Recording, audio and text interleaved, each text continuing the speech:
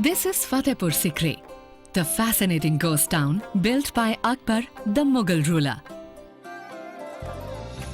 Arjun Bhagat, amateur photographer and art enthusiast, is wandering through this World Heritage Site.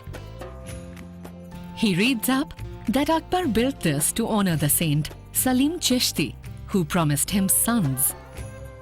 Even today, devotees flock to this site to pray to the saint. The city was intended to have been the Mughal capital, but because of scarcity of water, was never used and lies in beguiling emptiness since. Arjun finds the architecture stunning, but what really catches his eye are the patterns everywhere. In the jalis, on the floors, on the walls.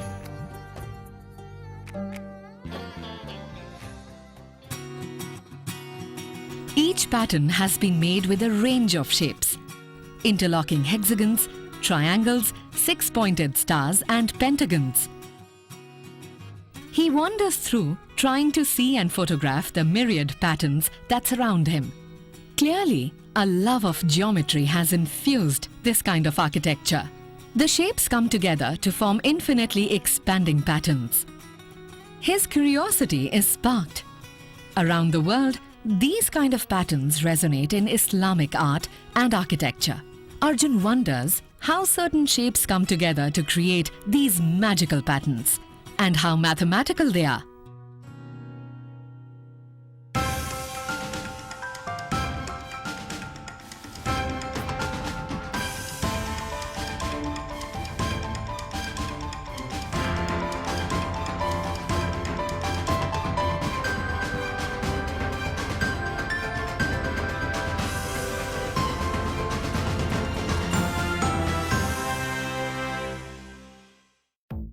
This episode of the Maths Factor is all about patterns.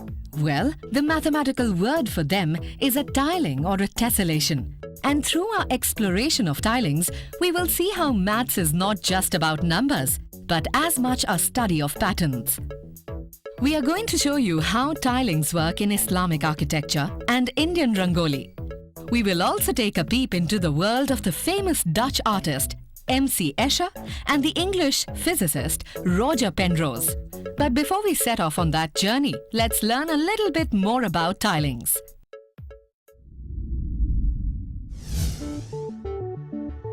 Arjun is back from Fatehpur Sikri. Still fascinated by the patterns he saw, he looks up images of other tilings in other great monuments around the world. Now, what exactly is a tiling? A tiling is filling a flat surface on a single plane with one or more geometric shapes called tiles without gaps or overlaps. It can be extended infinitely.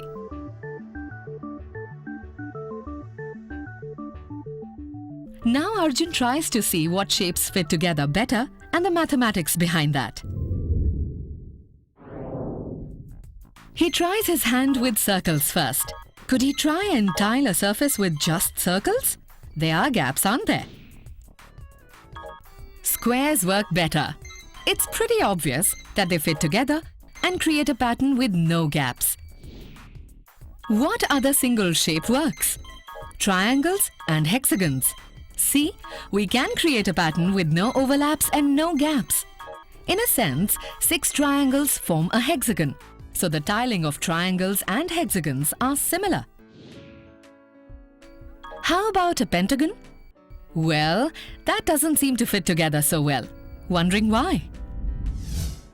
What we just saw, the squares, triangles and hexagons, are called regular tilings.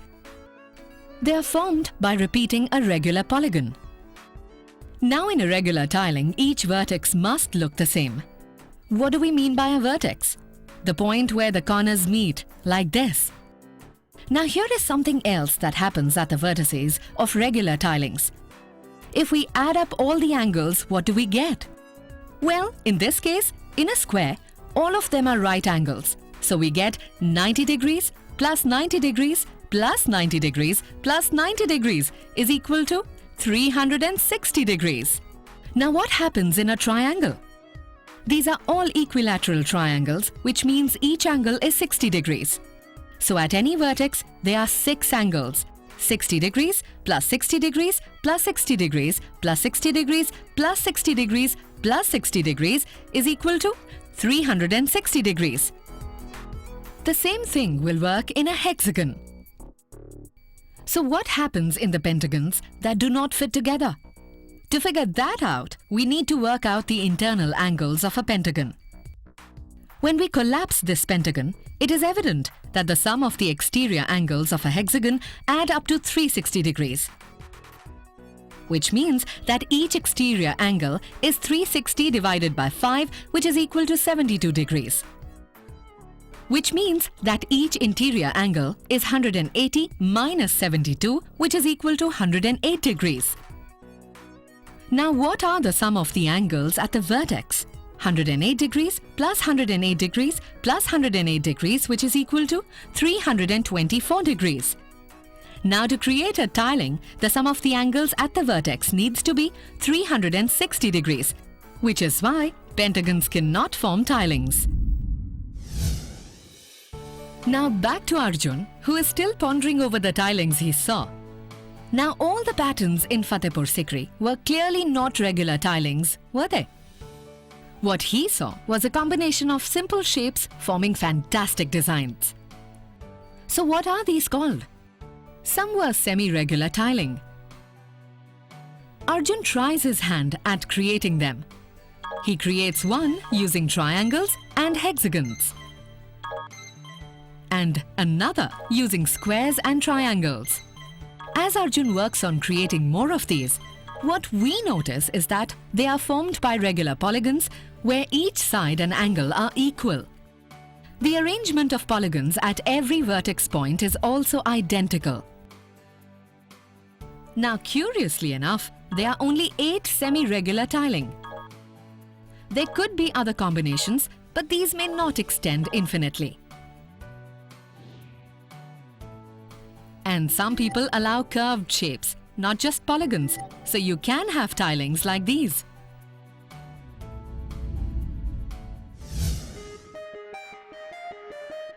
Back on our journey to explore the mathematics behind patterns, we now head to 2 famous sites: the Imam Reza shrine in Iran and the Shahi Zinde, a mausoleum complex in Samarkand in Uzbekistan. The patterns here and in many other Islamic monuments around the world are not just stunning.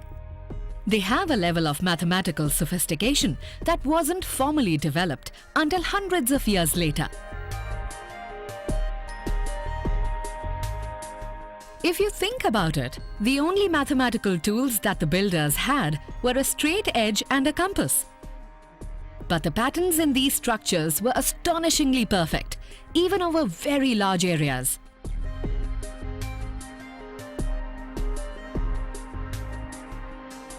This perplexed Peter Jelu, a Harvard graduate student in physics. He figured that there must be some method at work to achieve this kind of perfection. And so he studied the tiling in detail. He found that he could break the patterns into recurrent shapes.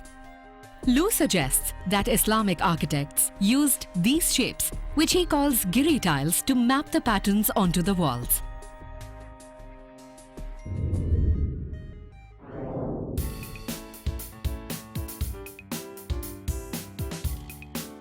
Let's move to the studio of a young artist, Shams Alam, to learn a little bit more about Giri Tiles.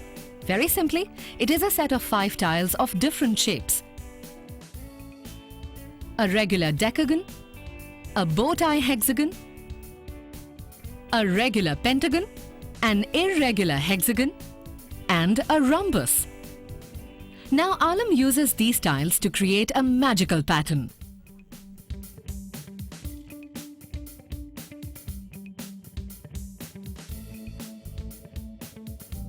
And then he creates yet another.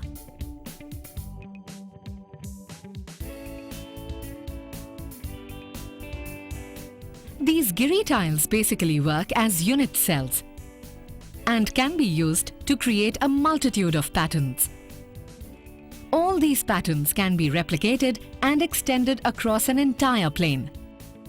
So what the workmen must have done is use these pattern templates to replicate them, which explains how they tiled large surfaces with such precision and perfection.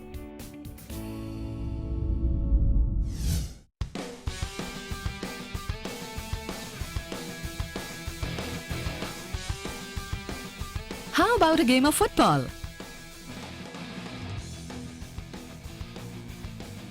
And there is a point to this question.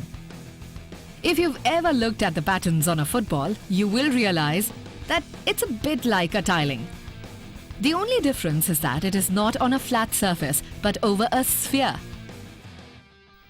Now, if we stop playing and look at the ball in more detail, what patterns does it have? Hexagons and pentagons. Now, most footballs are composed of 32 panels, 20 white hexagons and 12 black pentagons.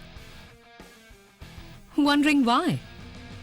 Well, on a football, there are exactly 3 faces meeting at each vertex. Now, if that needs to be kept too, then the pattern must consist of 12 pentagons and 20 hexagons. If you lift this requirement, many other designs become possible. I think after all this football, we need some liquid refreshment.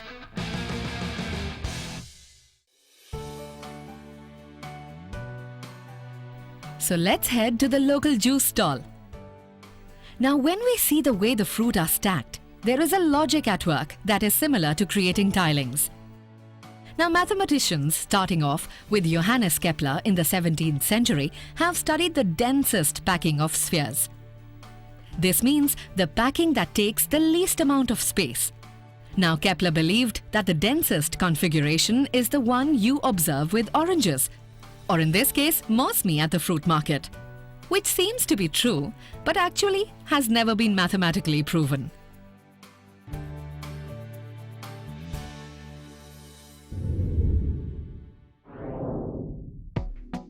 Our young friend Raja decides to run a small experiment to explore the best way to stack spheres. He is going to do this with marbles instead of oranges. For this experiment, he has lined up some marbles, a glass with a lid, a measuring cup, and some water. First, he fills up a glass with these marbles. He does it in a higgledy-piggledy fashion, without bothering to stack them neatly. He then pours water into the glass to measure the total amount of space left between the marbles. He then needs to measure the water and pours it into the measuring cup and makes a note of the level.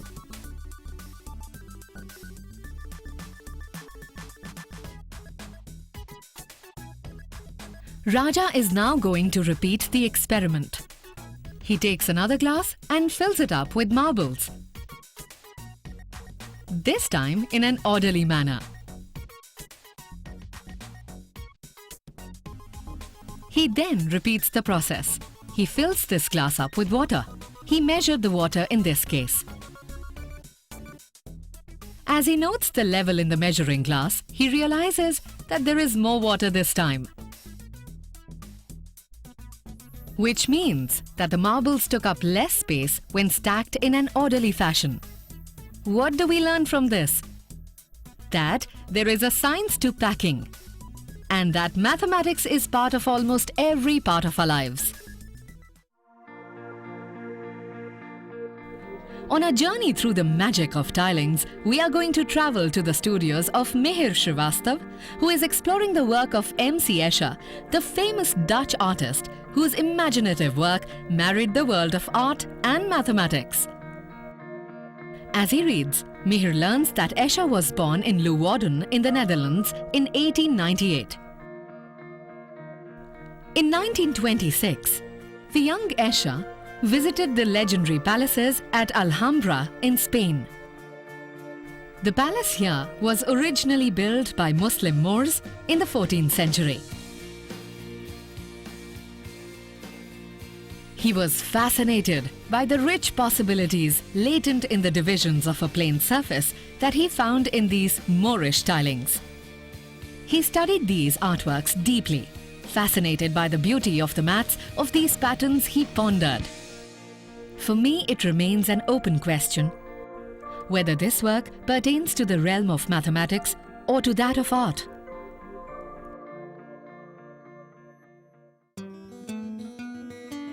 He then started working on creating art based on these patterns.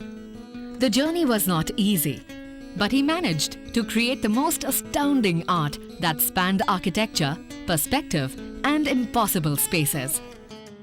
Combining an innate understanding of mathematics and art, Escher created hundreds of tessellated patterns with fish, frogs, birds, crabs, humans, and other beasts. Now Mihir explores some of the techniques that Escher may have tried out. He is then going to try his hand at creating a tiling of his very own. One of the basic principles behind Escher's art is translation. This uses what we call the addition and subtraction method. Let's see how that works. Start with a simple square. We then subtract a portion of it from one side and add it to the corresponding opposite side. Thus, the resultant shape still preserves the ability to tile. We then use this shape over and over again to create a tiling, a bit like Escher must have done to create this work of art at the Liberal Christian Lyceum at The Hague in 1960. The next device that Escher used was reflection. As the name suggests, all this involves is the flipping of a shape. You can flip it left to right or top to bottom.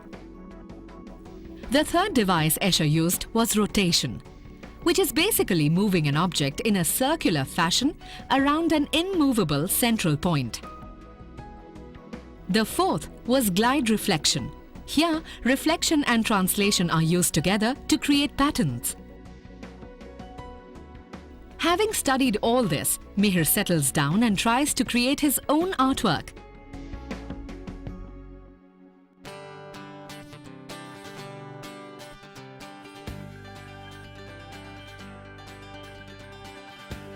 He is working with the basic form of a fish. He uses the technique of reflection to replicate the shape over a plane. He then transfers this onto canvas.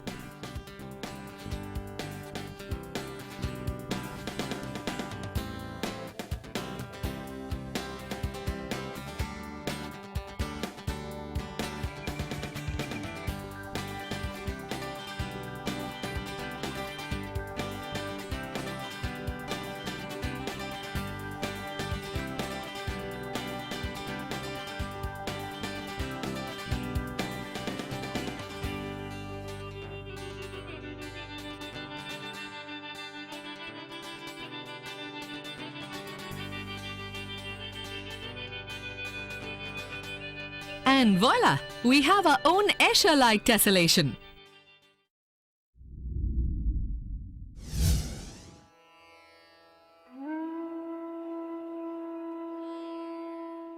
Closer to home, we can see mathematics in the Rangoli that we do during festivals and to decorate our houses.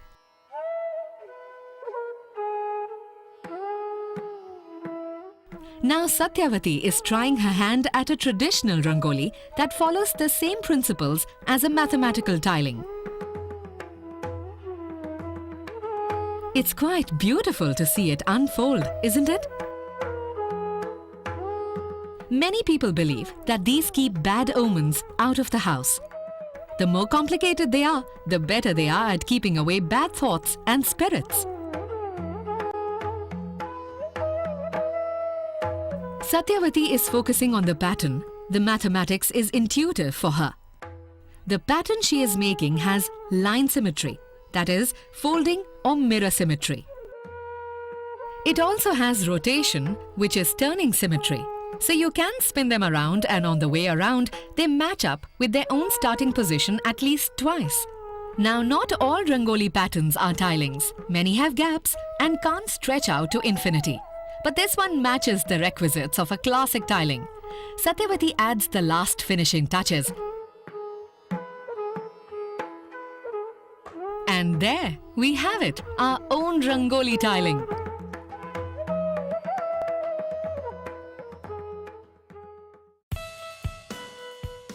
Before we wind up, I want to talk about Roger Penrose, a professor of mathematics at the University of Oxford, who also started playing with tilings after seeing the world of Escher. Penrose began to work on the problem of whether a set of shapes could be found which would tile a surface but without generating a repeating pattern, also known as quasi-symmetry. Let's see how that works.